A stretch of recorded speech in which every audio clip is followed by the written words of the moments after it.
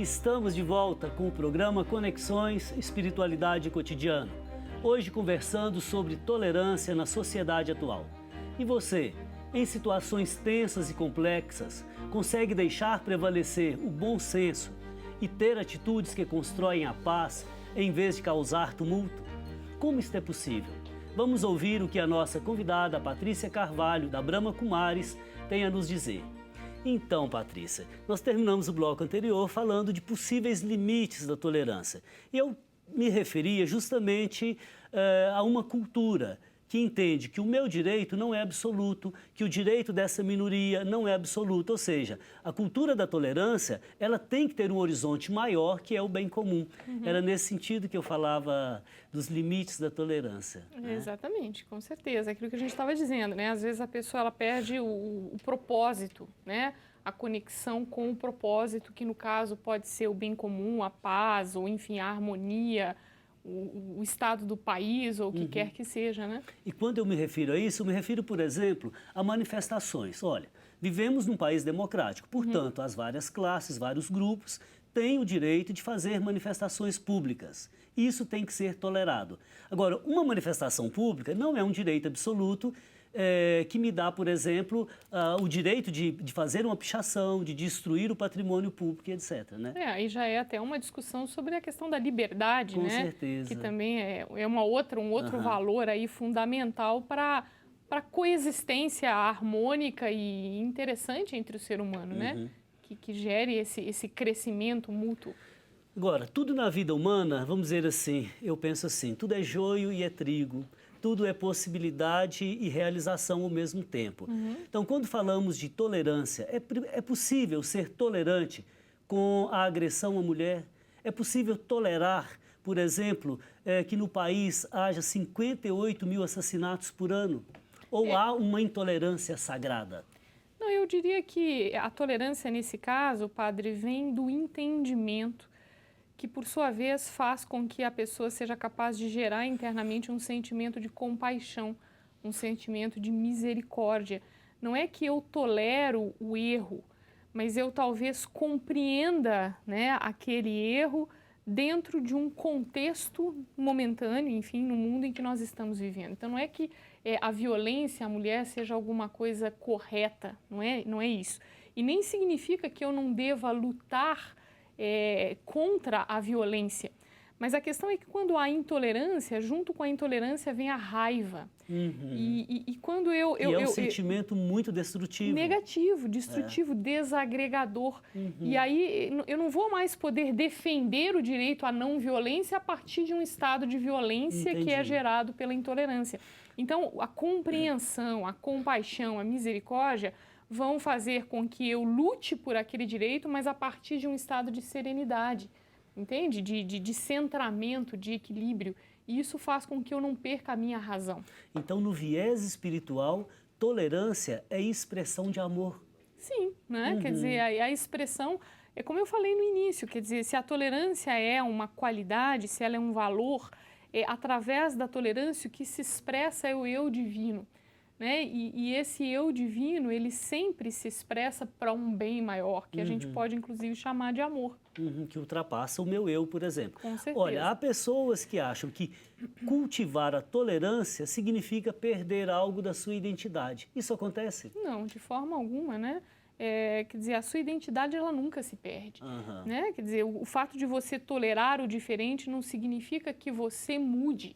Significa que talvez você se expresse dentro de um contexto que é diferente daquele com o qual você está acostumado. Mas o seu ser, a sua expressão, ela é sempre você. Então, aprofundando, a tolerância é possível porque somos diferentes ou ela é possível porque há um viés espiritual que nos torna únicos, iguais? Exatamente. Ela é possível porque há um viés espiritual que nos torna únicos e iguais.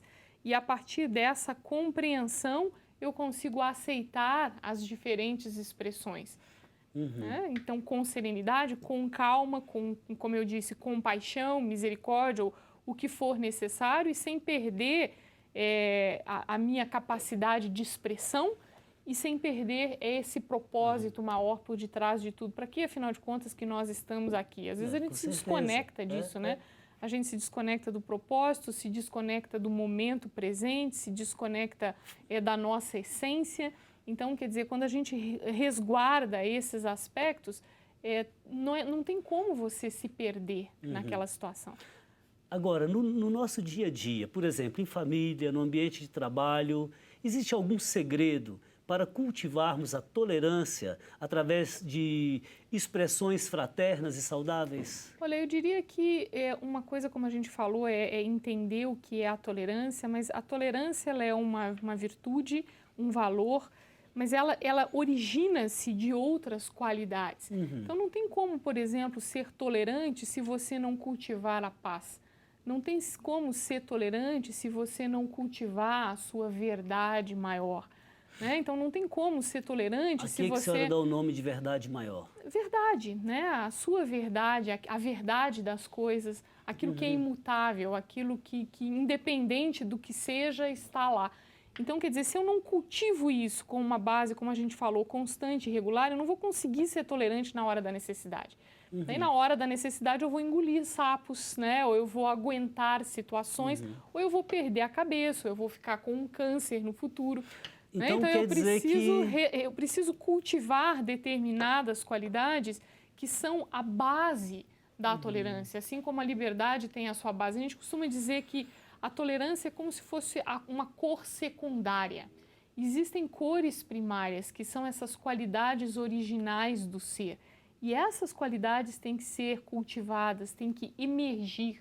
Né? Para isso, nós, na Brahma Kumaris, utilizamos a meditação, mas a oração, a contemplação, o silêncio, todos esses são meios para entrar em contato com esse universo de qualidades interiores.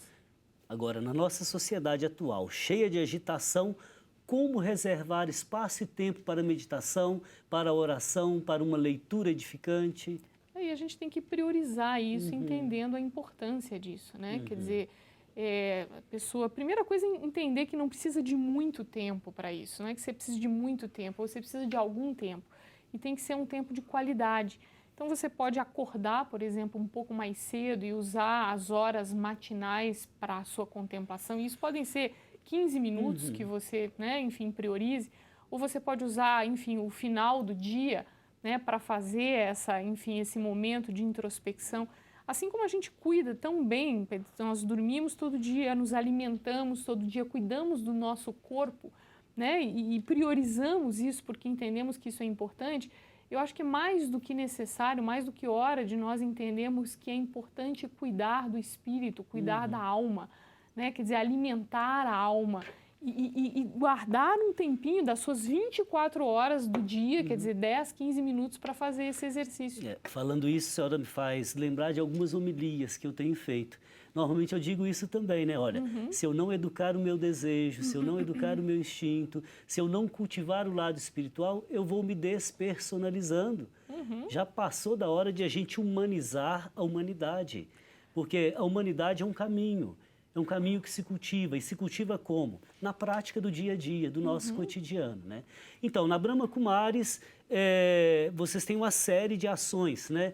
Com relação, por exemplo, à tolerância, tem algum trabalho específico, alguma perspectiva? A gente tem um trabalho todo voltado para o desenvolvimento dos valores humanos, que é um trabalho desenvolvido com as famílias, nas escolas, enfim, tem todo esse viés, né? Chama-se Vivendo Valores, esse projeto.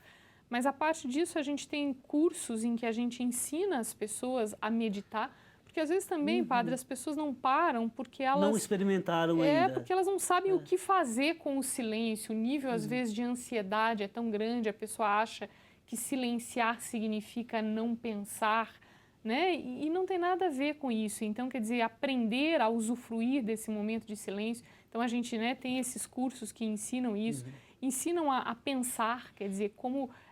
chama-se a arte de pensar bem, quer dizer, como utilizar a minha mente para isso. Então, a gente tem uma gama variada de cursos, palestras e workshops voltados, enfim, para essa questão do desenvolvimento espiritual. Que bacana. Bem objetivamente, existe esperança para a humanidade?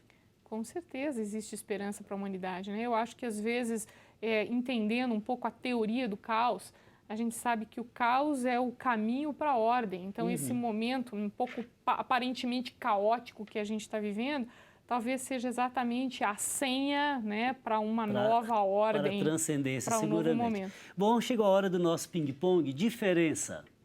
Diferença é intolerância. Tumulto. Tumulto, eu diria que o oposto, né, do tumulto, a ordem. Paciência.